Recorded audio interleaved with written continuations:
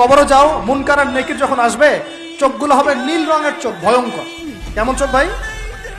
নীল রঙের ভয়ঙ্কর চোখ। আমি বলি একটা হাদিস, কোন একজন নবী আল্লাহকে বলেছিলেন যে আল্লাহ, আমি মারা যাওয়া কোনো মানুষকে দেখতে চাই, সে কেমন আছে। এটা শোনেন ভালো করে হাদিসটা, মারা যাওয়া কোনো মানুষকে আমি দেখতে চাই, সে কেমন আছে। আল্লাহ পাক সেই নবীর আরজি কবুল করলেন, বললেন আচ্ছা ঠিক আছে দেখাচ্ছি। কবরের সামনে গিয়ে দাঁড়ালেন। 1000 বা 2000 বছর আগের কোনো ব্যক্তি যে মারা গেছে তাকে কবর থেকে চিন্তা করা হবে, নবী দেখছেন এবং সে ভয় থরথর করে কাঁপছে, এখনো ভয় থরথর করে কাঁপছে। নবীজি আমাদের নবী নন, অন্য কোনো নবী তিনি। সেই নবী বলছেন যে তুমি ভয় কাঁপছো কেন, তুমি কত বছর আগে ইন্তেকাল করেছো, কি তোমার হালচাল বলো আমাকে। সেই ব্যক্তি বলছে আমি আজকে থেকে 1000 বা 1500 বছর আগে মারা গেছে, আমি ভয়ে কাঁপছি। যখন আমি মারা যাচ্ছিলাম, মালাকুল মউত যা আকৃতি নিয়ে আমার সামনে এসেছিল, ওই আকৃতি আমি এখনো ভুলতে পারি না, তাই দেখে আমি থরথর করে কাঁপছি। তিনি বলছেন যে আমি 1500 বছর হয়ে গেছে আমার মউতের, কিন্তু আমার দেহ থেকে এখন পর্যন্ত রূহ কবজ করার যে কষ্ট, এই কষ্ট এখনো যায় নাই। আর এই সব দুর্নীতি করে আর অন্যায় করে, মানুষের সম্পদ আত্মসাৎ করে, অন্যের উপর অত্যাচার করে আমরা ভাবছি যে আমরা কালকে আমাদের মাঠে পার পেয়ে যাবো। খালি কবরে যাও, তারপর বুঝবো। আল্লাহ রাব্বুল আলামিন আমাদের সবাইকে হৃদয়ের চোখটা খোলার তৌফিক দান করুন, হৃদয়ের কান দিয়ে কথাগুলো শোনার তৌফিক দান করুন, এবং আমাদের সবার কলব, মৃত কলব জীবিত করার তৌফিক আল্লাহ দান করুন। এই মাপে কম দেয় একটা পাপ যে বললাম সুদ, একটা বলেছি যে জেনা, একটা ব্যভিচার, আমানতের খেয়ানত, হ্যাঁ।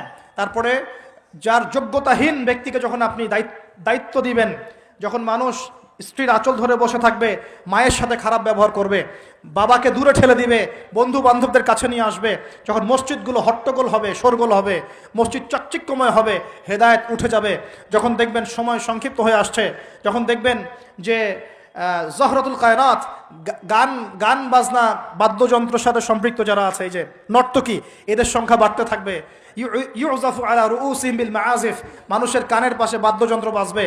মানুষ যখন এই যে মদকে হালাল মনে করবে, শুরিবাতিল খমর, মদ যখন মানুষ খাওয়া শুরু করবে, জেনাকে হালাল মনে করা শুরু করবে, হ্যাঁ, যখন মানুষ আত্মীয়তার সম্পর্ক নষ্ট করা শুরু করবে, এই যে যত রকম পাপ আপনি দেখছেন যা আমাদের এই সমাজগুলোতে চলছে, এগুলো যখন চলতে থাকবে, তখন আল্লাহর পক্ষ থেকে এই যে আসমানি গজব, জমিনের বালা, এই ভূমিকম্প বলেন, জালজালা, মহামারী, হ্যাঁ, আপোষের মারামারি, হত্যা, রাহাজানি, এই যে আপনার আর কি বলবো, আর কি আছে, এই যে আকৃতি বিকৃতি হওয়া, ভূমি ধসে যাওয়া, আসমানের গজব, মহাপ্লাবন, জলোচ্ছ্বাস, বন্যা ইত্যাদি, যে পাপগুলোতে আল্লাহ পাক বিভিন্ন জাতিকে ধ্বংস করেছেন, এই সমস্ত আযাব আল্লাহর পক্ষ থেকে একটা একটা করে আসতে থাকবে, একটা একটা করে।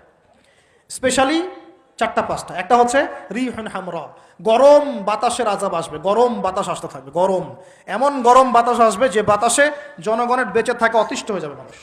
2 নম্বর আসবে জালজালা, এমন ভূমিকম্প, সানাওয়াতু জালাজিল, ভূমিকম্পের বছরগুলো, একটা দুইটা না, বছরগুলো একটার পর একটা আসতে থাকবে।